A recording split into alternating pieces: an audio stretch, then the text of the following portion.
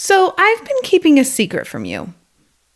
Okay, not really, but I haven't told you about one of the quieter but essential parts of my marketing, and that is email. Hi, I'm Andy Smiley, your friendly podcast guide, and the podcast coach for women who want to grow their podcast without burning out. I share practical podcast tips, stories from my own journey, and wisdom from some of the smartest podcasters out there. I think I might have felt you rolling your eyes at me when I said email is part of my marketing strategy. And honestly, I get it. Using email as part of your marketing strategy might feel like it's not worth it. But I'm here today to convince you to give it a go. At the end of this episode, I'll share just one simple step you can do to move toward using email as a part of your marketing strategy. But first, a quick story about the other major part of my marketing strategy. Pinterest. This summer, I had a big aha moment around podcast marketing. I realized I could go completely Instagram optional just by leaning into Pinterest. And it was a total game changer. I wasn't stressing about posting, and new listeners were still finding my show. One pin has more than 7,000 views and is still sending new listeners my way every week. If you want to find out if Pinterest could work for your show, I created a 2-minute "Is Pinterest right for me?" checklist. In 2 minutes or less, you'll know if Pinterest is a good fit for you and your show once and for all. Grab the checklist at the link in the show notes. Now we can dive into the part of my marketing strategy that I've never done an episode about.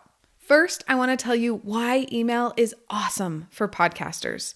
First of all, you own your email list. Unlike other platforms that can change or disappear, when people join your email list, you have access to their inbox without any algorithm getting in the way. I think we forget how absolutely amazing that is. I know I do sometimes. And according to research done by Porch Group Media, 99% of email users from the US check their email at least once a day. I'll link the article where I found that stat in the show notes. So we should probably be taking advantage of the fact that practically everyone who has an email is checking it daily. Another amazing part about emails is they can be scheduled ahead of time, so you can create them without feeling rushed or overwhelmed. I usually batch create my emails, and it makes it so much easier. So when I'm in a really good headspace, feeling super creative and excited about my podcast and my business, that's when I write all of my emails. Then when I'm having a not so great day, I don't have to worry about it because I know that the email's already scheduled. It is so awesome and pretty essential for my life as the main caregiver for 3 littles. Email also helps you build a relationship outside of the podcast app and off of social media. And in case you forgot, the number one way podcasts grow is still by word of mouth.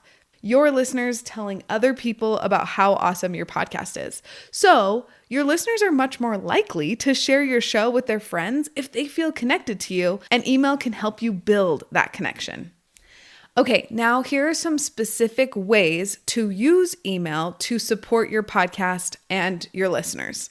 First is a weekly episode update. This can just be a short summary of what your episode is about and then a link to listen so that people can know that your latest episode came out and they can go and listen to it.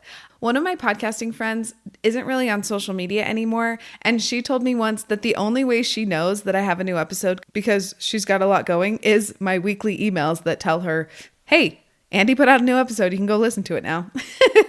So I promise those emails actually work and you're not wasting your time. Another way you can use email to support your podcast is bonus content. You could do something like one extra takeaway I didn't share in the episode, or the behind the scenes of creating that episode. Those are really fun and help build that connection that we talked about earlier with your listeners. Something else that can be really fun is Q&A emails. So if you feel like you're getting a lot of the same questions from your listeners, you could put together a Q&A email or a Q&A series. So in every email, you have one question and your answer to that as another way to connect with your listeners and help them feel seen and special. So I've given you a couple of examples of what you can put in your emails, but I want to cover some of the nuts and bolts part of writing emails. So one of the most common questions I get is, how long should your emails be? And you might not like this answer, but it depends on your listeners. I know that my listeners are here to learn in quick and straightforward ways. So I keep my emails pretty short and to the point. But there are other podcasts with listeners that listen because they just want your opinions and they want to know more about your life. So those listeners probably want a longer email. It just kind of depends on your listeners and what they would like. So if you're not sure what your listeners like, you could ask them. You could do that via social media, or the listeners that you already have their email, you could reach out to them and say, hey, can you hop on a quick call? I want to make sure that my email is exactly what you want it to be. Or if that feels like a lot, you can just experiment with your emails. So maybe you do 1 month where you just write shorter emails, and then the next month you try writing longer emails and you see which ones get opened more and get more replies. And then you can kind of move forward with that knowledge. There are a lot of different ways to figure this out if you can't tell, and you just kind of have to figure out which one's going to be best for you. Another common question I get about emails is, when you're creating your emails, should you use images or keep it text only?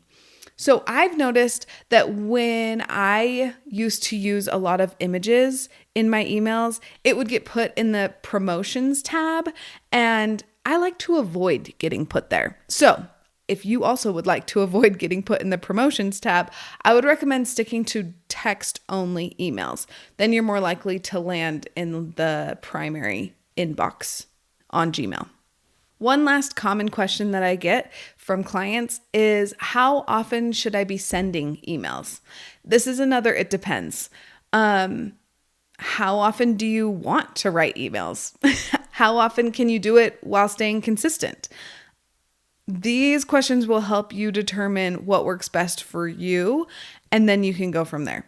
I personally have found that weekly emails work really well for me and my listeners, but that has come from some trial and error. I have never done daily emails, but I've tried weekly and I've tried monthly, and monthly was fine, but weekly has helped me feel more connected with my listeners.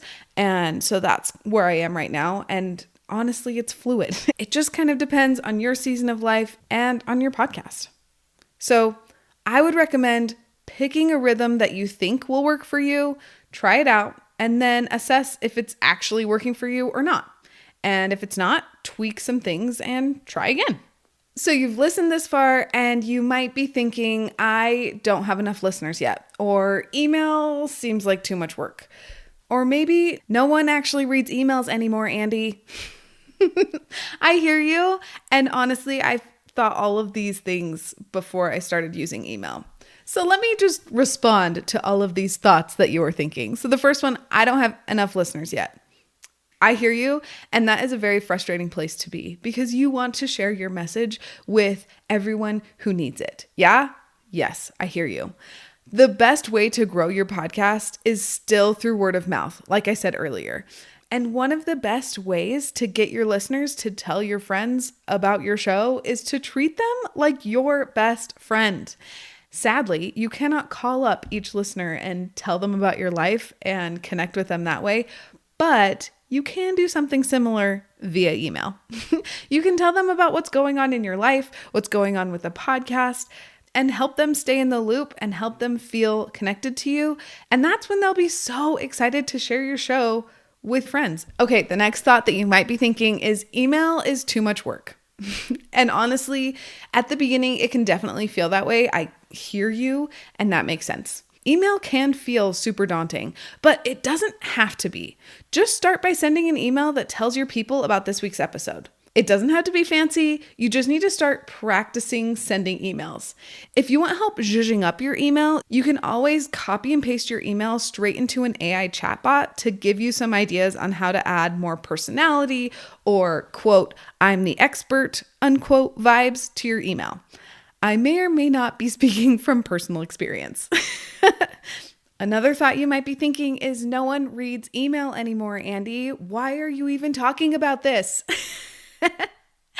I can see how you would think that, but In that same article that I referenced earlier, it also says that about 90% of people in the US have an email.